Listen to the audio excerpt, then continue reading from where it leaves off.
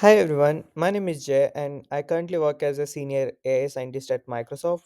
And today I want to discuss about the 12 days of OpenAI ChatGPT where they are planning to release wide range of new features each and every day, ranging from the O1 Pro model to Sora video generation model at the end.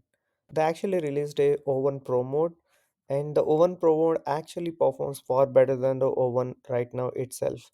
And to get a Pro mode, you need to pay like $200 per month subscription, and they basically feel that the O1 Pro mode actually does far better job when compared to the O1 itself. And you might have a question like, who do you need actually this O1 Pro mode itself? One of the main reason they released this one is targeting the enterprises. Consider an example of cursor.ai or GitHub Copilot or anything, which on the background uses the OpenAI models to write the code for you. And using during those process, you kind of need these models which can understand your entire code and write a better programming. And it gonna really help cursor.ai and GitHub Copilot in that kind of sense, where you can see that it can actually does bit better job when compared to the regular O1 mode itself. And I think they're gonna remove the O1 preview soon from the website itself, and you're gonna just see O1 and O1 Pro mode if you're under the Pro mode subscription. As you can see in the first example, they really want to show what O1 actually does with respect to the math or coding problems, because one thing they did mention is that a lot of people who use the GPT O1 models or the latest advanced models, lot of them they use for their everyday coding tasks. And as you can see that the O1 preview does have a significant improvements when compared to the accuracy with respect to the GPT-4o, but the O1 actually beats O1 preview itself. And you can see the same thing with respect to the computation code and PhD level science questions, where O1 does a really good job, but I don't know.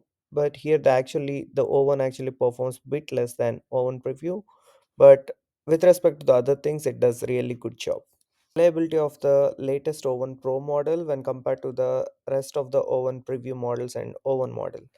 And it's actually pretty important because last time when OpenAI actually did a demo about the O1 preview model, a lot of people actually complained that if they tried the same prompt, they're actually getting different responses for the same example, which is actually wrong answers. So the reliability of the O1 preview is actually very less right now. And you can see that I also demonstrated the same example in my previous videos. If you want to have a look, where it does show that the GPT-4o actually does a better job than O1 preview, and O1 preview doesn't give same answers every time you ask the same question, even the answer should be the same for the mathematical problems. And they're trying to solve that here with O1 Pro mode. The reliability, as you can see, that it's a huge improvement from 36.7 to 80 and 25.6 to 74.9 and 58.1 to 74.2, and all of them are on coding based stuff. So it's gonna really helpful for the people who actually do the code or math related problems itself. As part of the next example, they actually showed uh, the difference between the O1 versus O1 preview with respect to the speed. And they're gonna remove the O1 preview. They're actually moving all the GPUs from O1 preview to O1. But they basically says that if you ask the same questions to the GPT-4o, it basically fails. But they say that GPT, the latest O1 and O1 preview, is able to solve these questions with utmost accuracy, and the O1 preview would be far more quicker than the O1 preview, as right now the O1 preview is like really slow. Next example which they showed that the Pro mode is really helpful, but I don't have a Pro mode, so I'm gonna try it in the O1 to see if this one matches the outputs which they showed.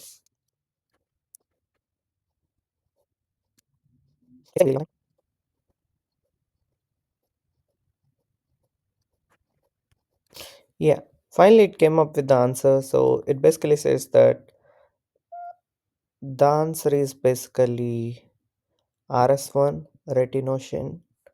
So, and it basically gives a detailed reasoning of why it thought that one.